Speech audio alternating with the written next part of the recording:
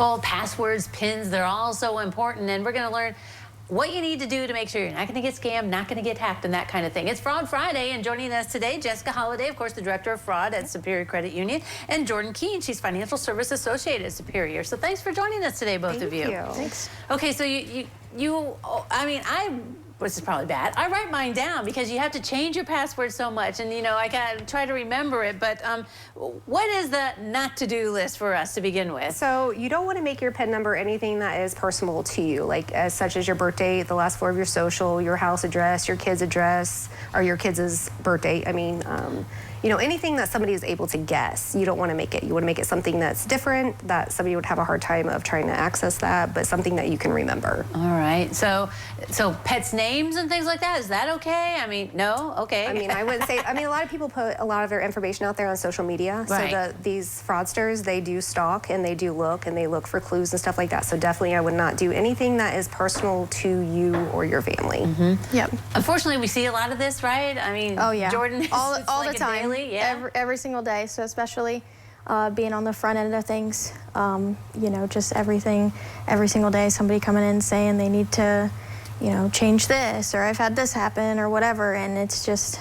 us trying to make sure that they are keeping those security features strong. Mm-hmm. Like, Jess was saying, anything personable is too easy nowadays with social media, everything that people, they're out there and they're looking. Speaking of social media, I always see sometimes, let's play this game, and then it's like, what high school did you go to? What was the mascot? And it asks all those names where it's like, wait, those are the ones that are supposed to be your security questions. Correct. And you just gave all the answers to everybody. So that's the kind of stuff you need to avoid, right? Are those kind of answers. Right, yeah. I mean, social media, everybody's putting stuff out there on social media. I mean, these fraudsters, their full-time job is to scam people, to get, as much information, as much data as whatever they can collect to take advantage of you. Mm-hmm. So, yeah. And don't share, even if it's like your spouse or you trust the person. I mean, let's not share. I would say I would keep all your passwords, all your PIN numbers to yourself. I would not share with anyone. I mean, everybody has their own debit card on the account. Your husband has his debit card. You have your debit card. Keep your PIN numbers different, and don't share your information. Mm-hmm. Now, I saw you cringe when I said that I write mine down. Is there like a safe place, like, I don't know, an app or somewhere that you can keep all these passwords and things together to help you out? Because you change it up so much. I mean, just like anything you can do online, anything is hackable. So okay. I would not suggest keeping any passwords or anything like that. You can maybe do something that would trigger you to remember your password, okay. like a question that's gonna, that the answer to, or something of that sort, but I would not actually write your actual password down. Encrypt it somehow to Yes. where it's not specific completely. Yeah. So should you change your passwords often? I mean, I would recommend changing your password every 60 to 90 days. Really? I would definitely change your password. And then when you're doing your password, you want to use a phrase.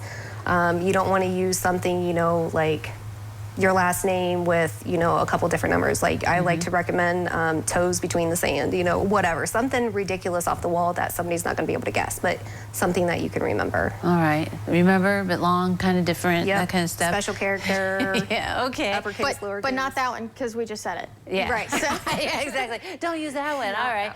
So if someone gets hacked like this way, is that easier for you guys to help them and work with them and, I don't know, recover whatever's lost? Or is this one of those things where if you're scammed and that's kind of it? Well, unfortunately, if you're providing your information to someone, they can go in and literally drain your whole account. So you want to make sure that you do understand that your institution or any institution is going to call you and ask you for any information. We don't need to know your password. We don't need to know your PIN number. We don't even store your PIN number. We have no idea of what knowing your PIN number is. That information right there could, cause you, a large loss. So Right, you want to yeah. make sure you're not providing that. Right, yeah, and it's always, I assume you guys are always dealing with sad situations when this kind of thing happens. And Unfortunately, we can only protect you but so much. Right. So that's Right. why it is so important to keep these things personally, safe, just not handing them out to Right, anybody. yeah. It makes people want to do less online, you know what I mean? Because there's so many different passwords and they don't want to get hacked like that. Right. So just Yeah. keep yourself safe. Think about what you guys said. Some good advice. Thanks for coming today on Fraud Friday. Of Thanks. course. Thanks for having us. Thank you. All right, don't go away. We'll take a look at the weather forecast next.